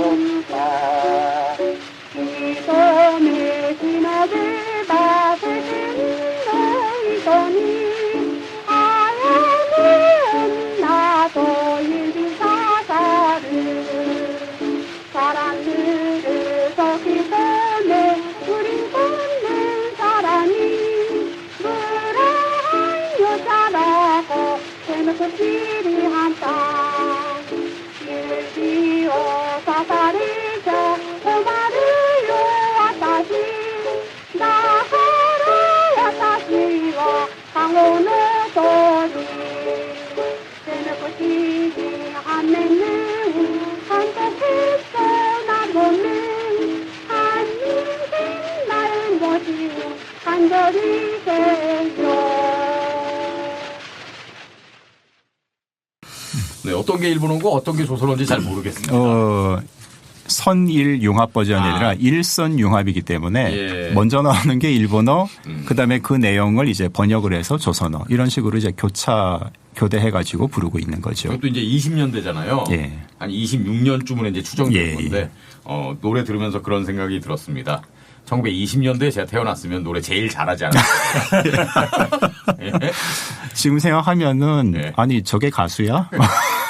이럴 수 있는데 뭐 어쨌든 이 엔카시의 음악도 기본적으로는 기본 바탕은 서양 음악 그 베이스를 갖고 있는 거거든요. 그러니까 그만큼 뭐 일본의 근대가 아까 뭐 흑선 얘기가 나왔지만은 그로부터 수십 년이 지난 1920년대까지도 일반 대중들에게는 서양 음악이라는 게 역시나 편한 대상은 아니었다는 거죠. 이 정도만 해도 잘하네. 이렇게 되는 거죠. 근데 저도 이 시대 음악을 처음 접했을 때는 지금 MC님 같은 생각을 했었어요. 듣다 보니까 묘하게 매력적입니다. 빠져들어요. 근데 사실 오늘 듣는 음악에 빠져든 거는 좀 시간이 걸렸어요. 근데 한 3, 40년대 음악에는 그렇죠. 처음에는 약간 낯설었는데 거기에 빠지고 나니까 거기서 더 이제 거슬러 올라가는 거죠. 이 음악은 이 노래는 어디서 왔을까? 그렇죠. 가다 보니까 이게 좀 보통 우리가 대중음악은 그냥 어디 서양에서 뭐가 유행이 먼저 생기면 그게 들어와서 이렇게 삐삐고 버무리고 이렇게 해서 만들어낸다는 생각이 있지 않나요? 뭐 좀 그런 게 있죠. 그런 게 있잖아요. 근데 그런 것만은 아니다. 생각이 생기더라고요. 물론 그게 뭐 여기에 동아시아에 거대한 뿌리가 있다 이런 생각도 좀 그건 오버죠. 그것도 좀 오버인데 그게 뭔가 균형 있게 보는 오늘 듣는 음악들이 지금에 영향을 주는 것도 저는 있을 거라고 봐요. 그게 뭐 얼마나 많고 적은 건 모르겠지만 이게 또 민족 문제 용어사 아닙니까? 그러니까 어쨌든 음질의 열악함이나 스타일의 생소함은 분명히 있지만은 열악한 조건에서 나름 치열하게 살았던 음악가들의 이런 결과물은 충분히 존중받을 만하다고 저는 생각을 합니다. 그리고 엔카시들이 나중에 엔카 가수로 이렇게 진화하는 건가요? 근데 그게 유행가 가수 중에 하나의 계열을 이룬다? 근데 그게 뭐 주류라고까지 할 수가 없어요.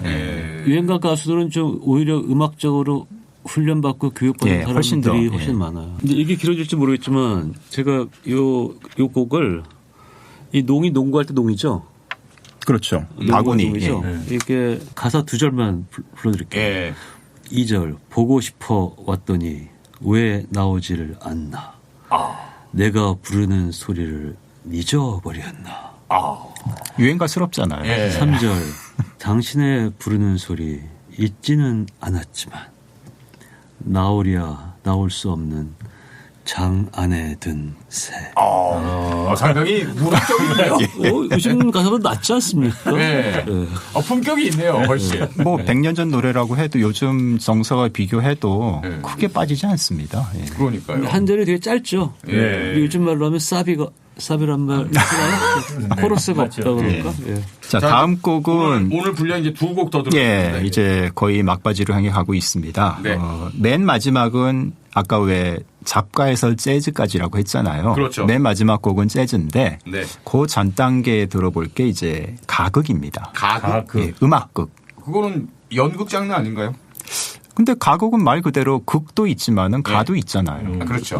그래서 오늘 이제 대중 음악이라는 것이 초창기에 동아시아에서 형성될 때 가극이라는 게 오늘날 기준으로는 크게 뭐 관련이 있을까 싶지만은 관련이 없지 않았거든요.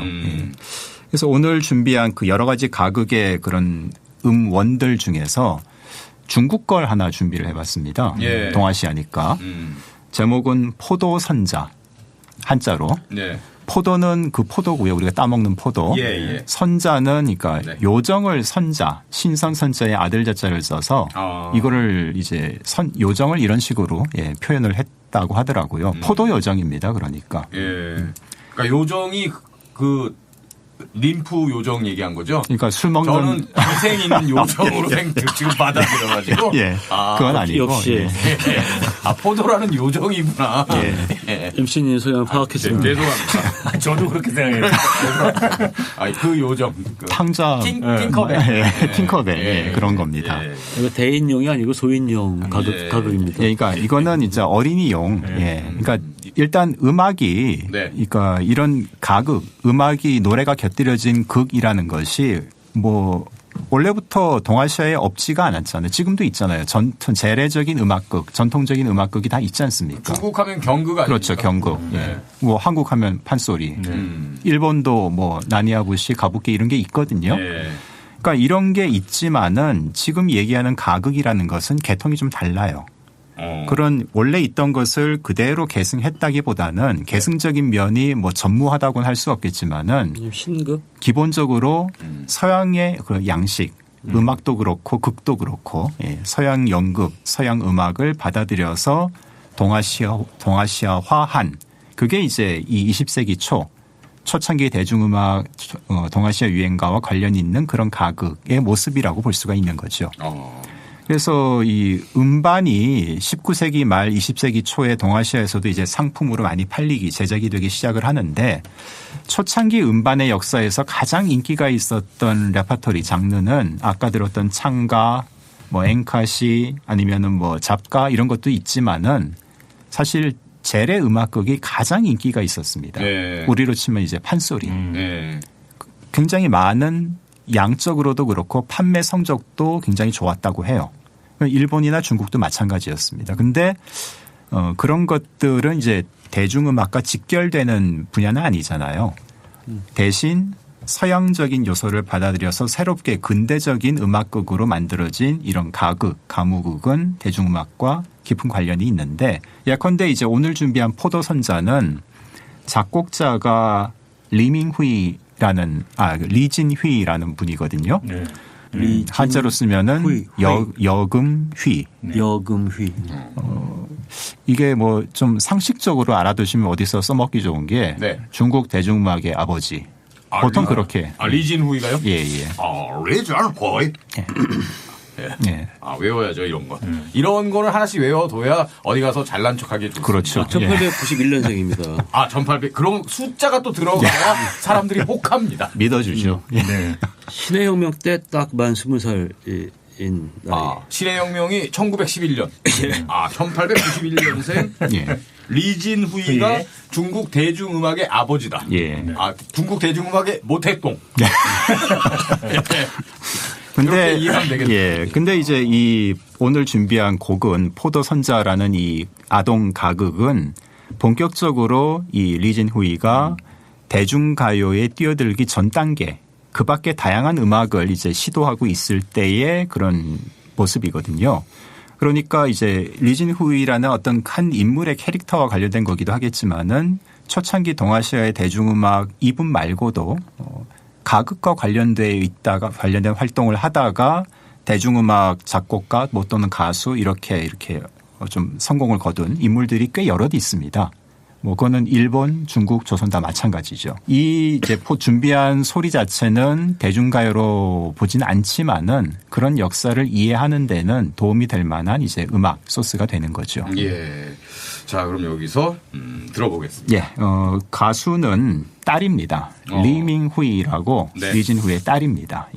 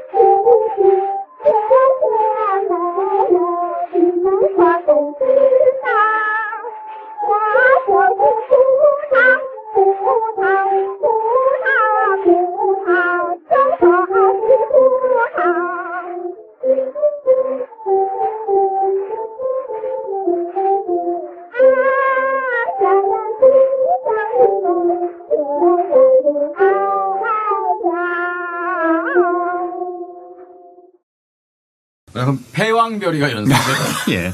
그게 사실 맞는 말입니다. 네. 예. 그러니까 제 취향은 아니네요.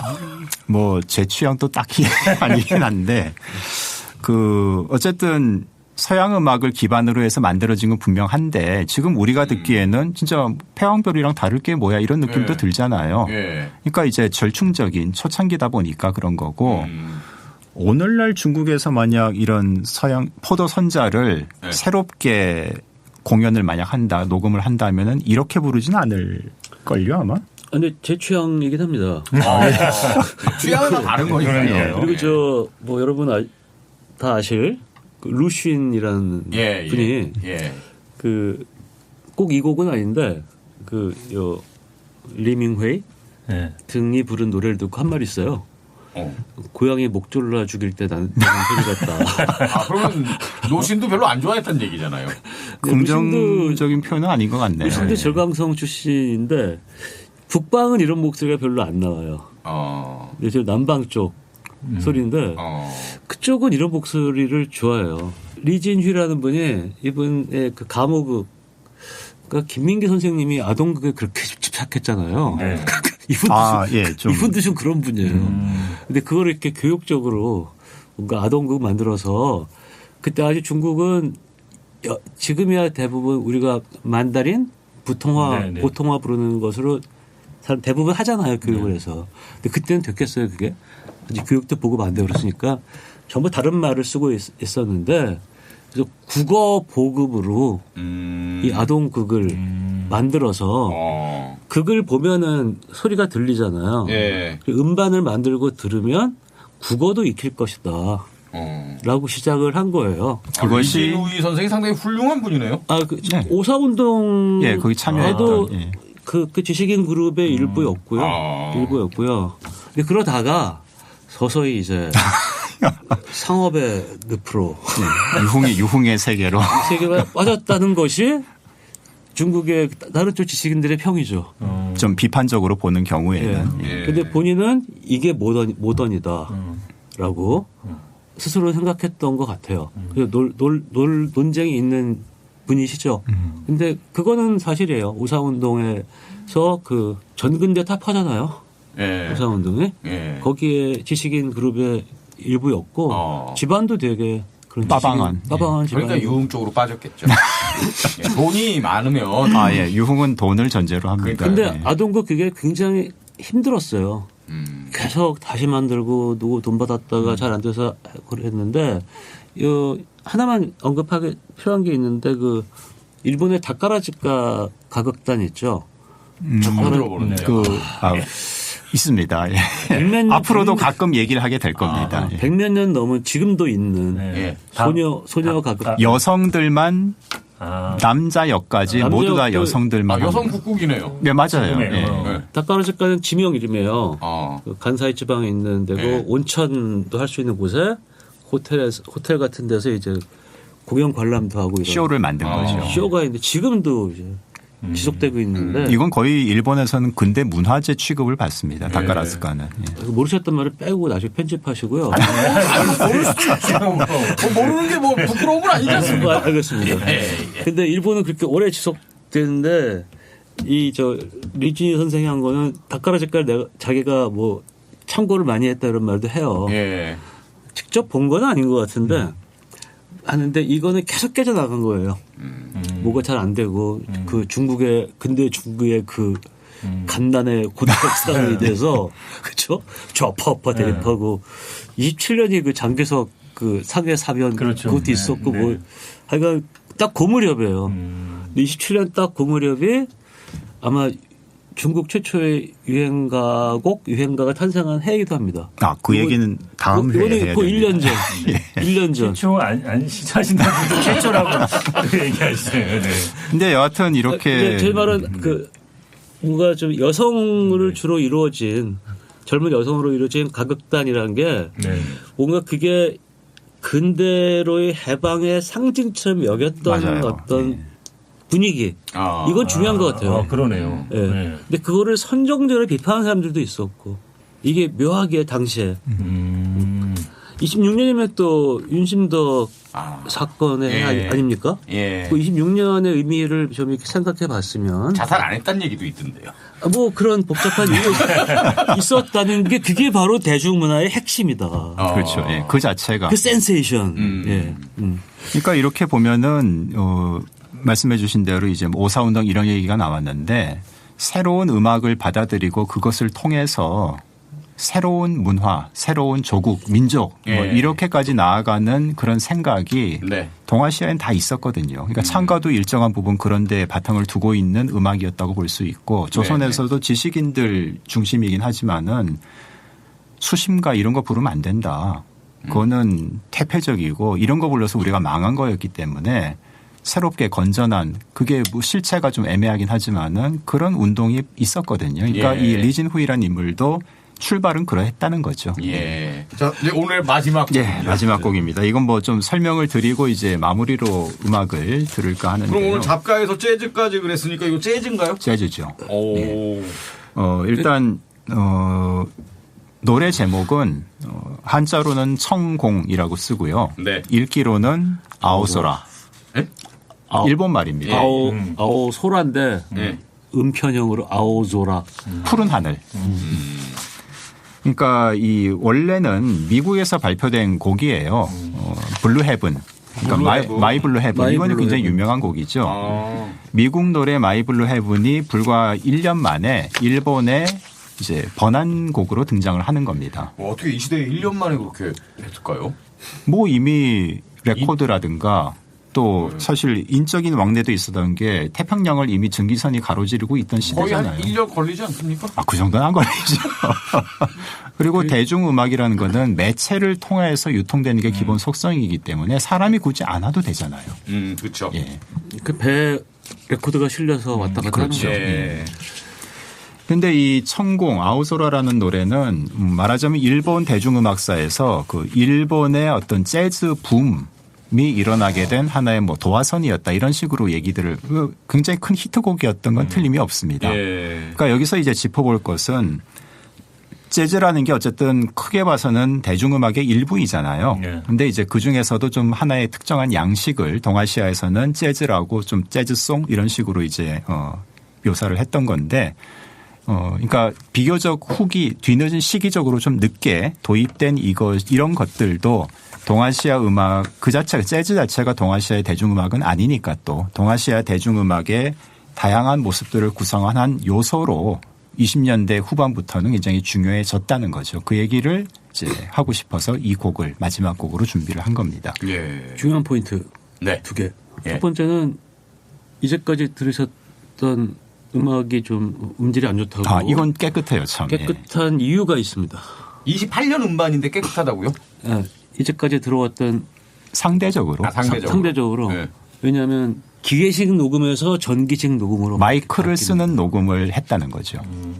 기계식 녹음과 전기식 녹음은 네이버나 구글로 검색하시면 첫 번째 그거고요. 그다음에 재즈를 당시에는 짜스로 썼는데 짜스. 그때 재즈는 보통 한국에서는 저 스윙 이후를 재즈라고 보는 것 같은데 예. 이건 스윙 이전 재즈고요. 그거 들으시고 이게 뭐 재즈야 하실 분들이 있을 것 같은데 예. 28년이니까 예.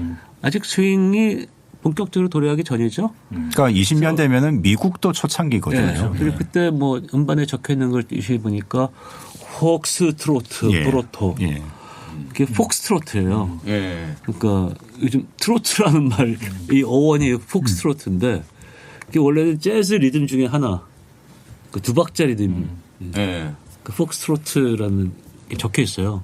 혹시 그거를 보시고 트로트라고 오해하시나요? 아우소라는 트로트가 아니라 앵가라기보다는 재즈라는 거. 예. 그 폭스트로트는 재즈 당시 재즈 리듬 중에 대세. 그럼 지금의 트로트가 그 폭스트롯에서 유래한 거죠. 예. 그러니까 뽕짝뽕짝이 두 비트니까 예. 그 폭스트로트가 두 비트 리듬이니까 예. 경쾌한 2박자. 두 비트. 그러니까 두 박자 리듬이니까. 처음에 그렇게 리듬의 하나로 표기를 시작했어요. 왈츠, 세 박자는 왈츠. 네. 거기서 뭐 또 두 박자는 트로트. 조금 느릿하면 블루스 뭐 그런 거죠. 블루스 이렇게 했는데 그게 이제 어휘전성을 많이 거쳐서 네. 지금의 트로트가 됐고 지금은 트롯 시옷 받침을 쓰죠. 네. 저는 트로트와 시옷 받침 쓰는 트롯도 다르다라고 따지고 있는 중입니다. 그 다음 시간에. 예. 나중에. 네.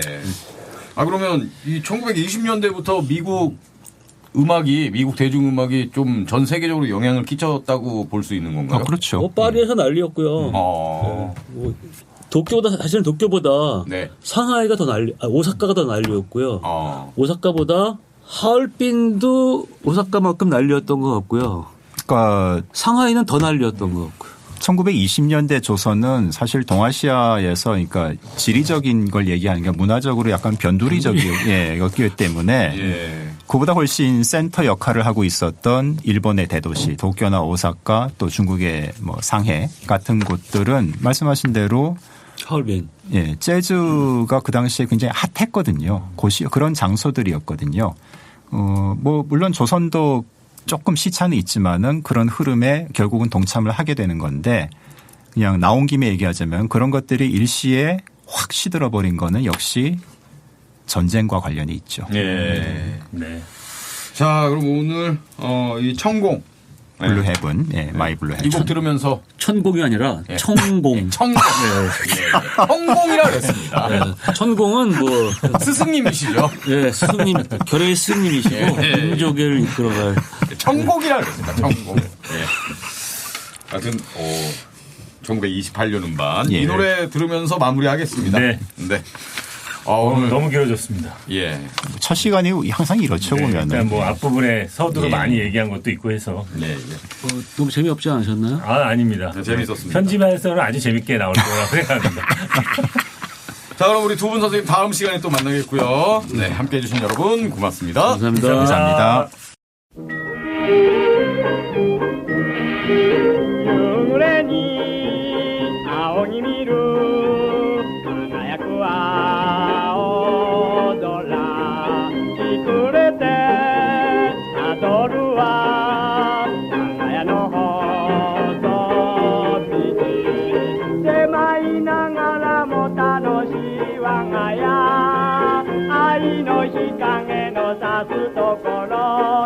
恋しい家こそ